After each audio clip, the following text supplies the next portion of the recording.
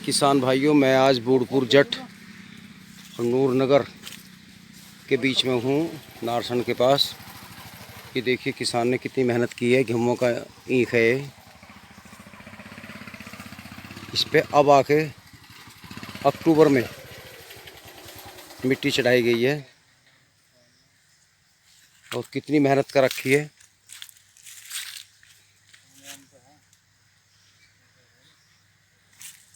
ये देखिए फावले से मिट्टी चढ़ाई गई। हर किसान इतना काम नहीं करता। हालांकि गन्ना नॉर्मल ही है, ज़्यादा तकड़ा नहीं है, लेकिन ये लास्ट तक बहुत ज़बरदस्त हो जाएगा। और खुला हुआ है, बिना बंधा हुआ ऐसे ही रहेगा। मट्टी इसलिए चढ़ाई गई ताकि ये गिरे ना, क्योंकि आगे सर्दी आ रही है। सर्दी में भी हवाएं चलती हैं, बारिश पड़ती है।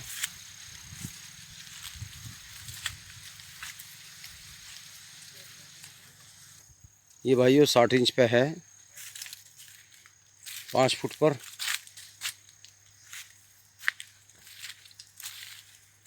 यहाँ तक मिट्टी चढ़ाई है। ये इन्होंने पहले चढ़ा के पानी दे दिया एक बार।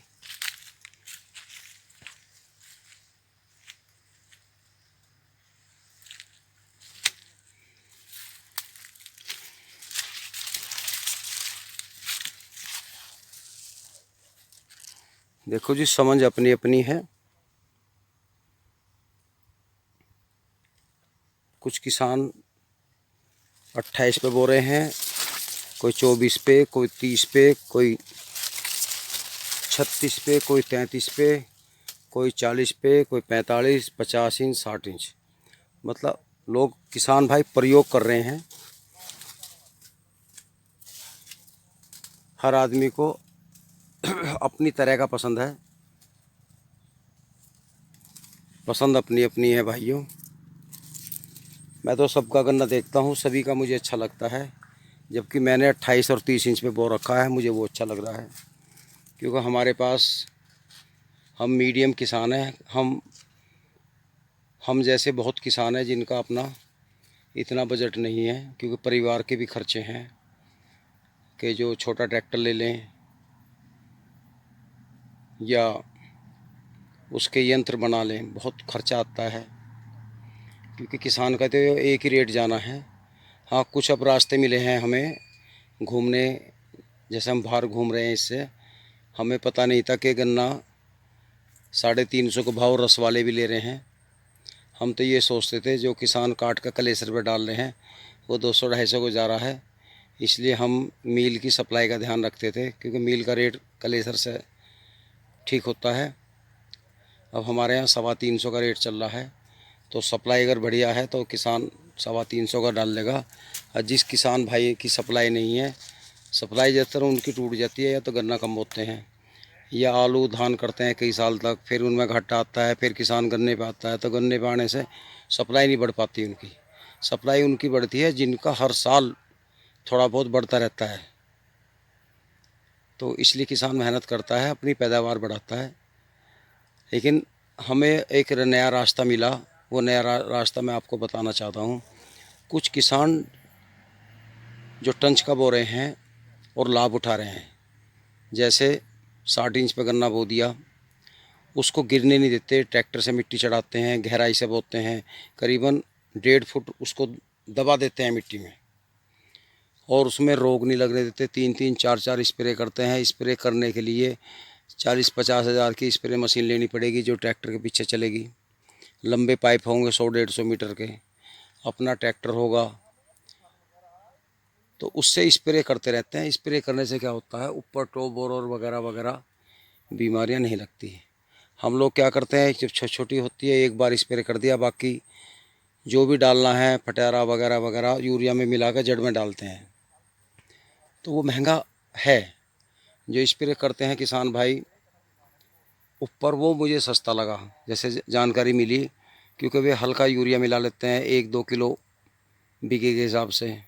उसमें कीटनाशक और कुछ और ऐसी ग्रोथ बढ़ाने की दवाइयाँ हैं, जिससे अपना उनकी पैदावार भी बढ़ती है और कीड़ा भी मरता है। तो 3-4 बार इस स्प्रे करते हैं। कई किसानों ने तो बताया कि 4-5 बार तक वो स्प्रे कर चुके हैं। डाई यूरिया कम डालते हैं, स्प्रे ज़्यादा इस्तेमाल करते हैं। तो उससे क्या होता है, गन्ने की धुलाई होती है, निरोगी होती है। जैसे किसान बाग की धुलाई करते हैं, आम के बाग की, तो ऐसे ही गन्ने की धुलाई करते हैं। स्प्रे चौड़ाई अच्छी होगी खूड़ की, उसमें निकल जाएंगे। 4 खूड़ इधर रख लिए, 4 इधर, ट्रैक्टर किनारे पे खड़ा है, तो क्या होगा उसमें कीड़ा नहीं लगेगा। क्योंकि वो जो 350 में गन्ना ले रहे हैं, वो ना तो ये मूना लेंगे और ना कीड़े वाला गन्ना लेंगे।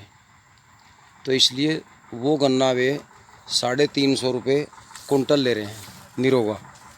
तो जो किसान इस बात को पकड़ गया, जानकारी आ गई उसे, तो वो गन्ना स्वस्थ रखता है। और भाइयों, स्वस्थ गन्ना ही वो लोग लेते हैं और बिना बंधा लेते हैं। अब जैसे बिना बंधा हुआ है, किसान की प्लानिंग क्या है मैं नहीं जानता, क्योंकि यहाँ किसान अभी आ नहीं पाए। मैंने बात भी की थी, वो लेट हो गई कहीं।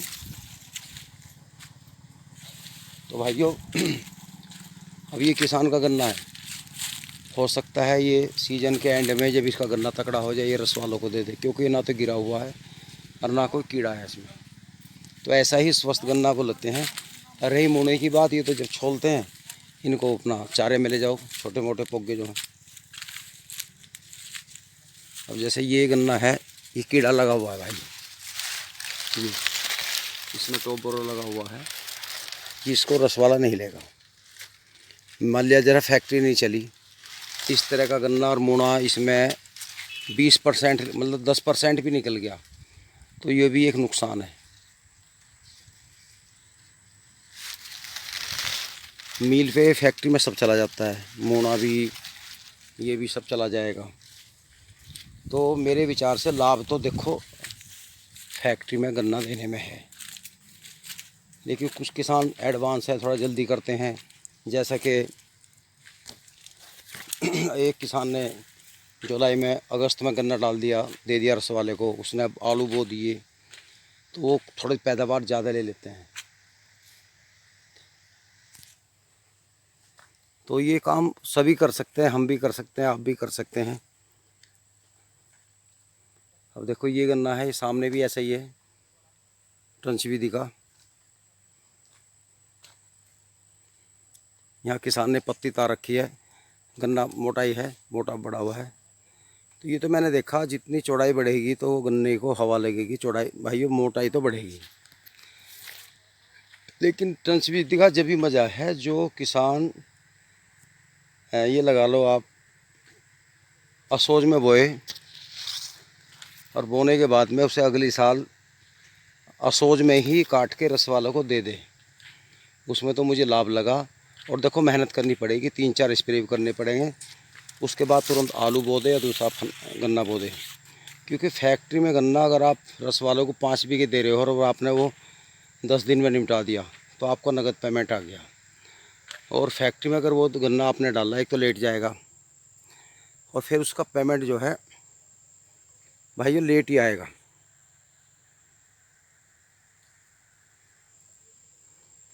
अब सोचना किसान को है, उसे कौन सी फसल पसंद है।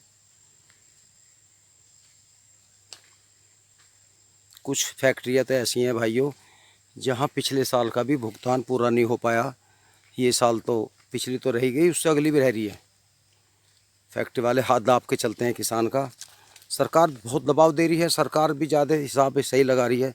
किसान ज़्यादा कर दे, उन्हें जेल में डाल दे, फैक्ट्री लाला बंद कर दे, तो किसान और ज़्यादा परेशान होगा। तो सरकार का भी कहना ठीक है, दबाव भी हिसाब से दिया जाता है। कुछ फैक्ट्री मालिक शर्मदार हैं, जो किसान का दर्द समझते हैं, दे रहे हैं पेमेंट। कुछ ऐसे हैं कि जो उस पैसे को और जगह लगा चुके, किसान की जो इनकम हुई, किसान का जो पैसा है अरबों रुपया, दूसरे कामों में लगा दिया, चालाकी बरतते हैं। लेकिन उनका आगे चल के भविष्य ख़राब रहता है, क्योंकि परमात्मा है, वो किसान के दुख दर्द को समझता है और फिर उन पर हाय पड़ती है। कई लालाओं के तो वंश मिट गए, उनके कोई आगे वारिस ही नहीं रहा। तो ज़्यादातर ये वे लोग हैं जिन्होंने गरीब किसानों को सताया। ज़्यादा मैं किसी के बारे में नहीं कहता। कि कुछ मेरी बात को माइंड करते हैं, हर कोई वीडियो देखता है। तो भाइयों, आज की बात मेरी अच्छी लगी हो तो लाइक करना, सब्सक्राइब करना, शेयर भी करना। नमस्कार।